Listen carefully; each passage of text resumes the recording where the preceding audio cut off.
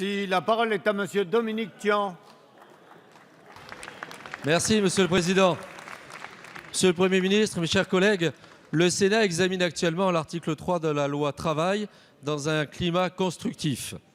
En même temps, Monsieur le Président du groupe socialiste a indiqué déjà qu'il voulait recourir au 49.3 pour éviter des débats en seconde lecture à l'Assemblée nationale.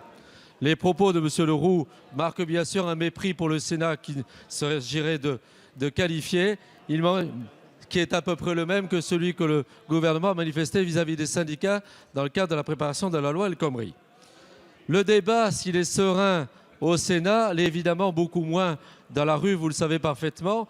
Et alors que notre pays est dans un état d'urgence et organise l'Euro de foot, vous savez qu'un palier a été franchi avec la manifestation du 14 juin d'une violence inégalée, vitrines de banque, magasins, abribus, voitures brûlées et bien sûr l'hôpital Necker victime de dégradations importantes. À propos des violences à Necker, beaucoup de questions se posent. Les syndicats de policiers ont dénoncé l'absence d'ordre de leur hiérarchie.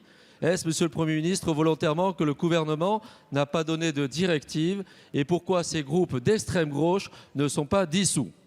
Mes inquiétudes portent sur la journée de jeudi.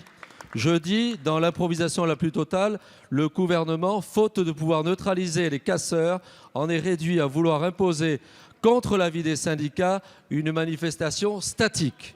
Monsieur le Premier ministre, comment allez-vous faire pour donner des instructions claires aux forces de police qui ne demandent que ça?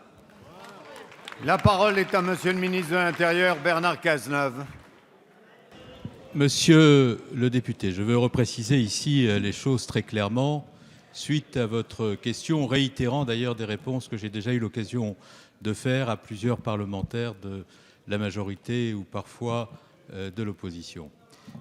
Les consignes qui ont été données aux forces de sécurité par mes soins et qui sont relayées par le préfet de police par des ordres d'opération ont été intégralement communiquées au président de la commission des lois de l'Assemblée nationale et du Sénat. Ces instructions sont les suivantes. Premièrement, faire en sorte que le respect de la liberté de manifestation à laquelle nous tenons permette aux manifestants de pouvoir manifester librement en toute sécurité. Deuxième point, un usage proportionné de la force. Et troisièmement, l'interpellation systématique des casseurs lorsque les conditions sont réunies.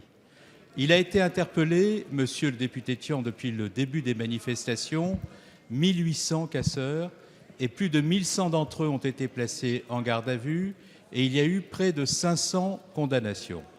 Ces condamnations, ces interpellations, ces gardes à vue n'auraient pas été possibles s'il n'y avait pas eu des instructions très claires données de ma part de procéder à l'interpellation des casseurs. Donc je le redis très calmement et très solennellement devant la représentation nationale, lorsqu'il y a un procès qui est fait au ministère de l'Intérieur, qu'il s'agisse des préfets ou du ministre, de ne pas procéder à ces interpellations, c'est tout simplement une contre-vérité.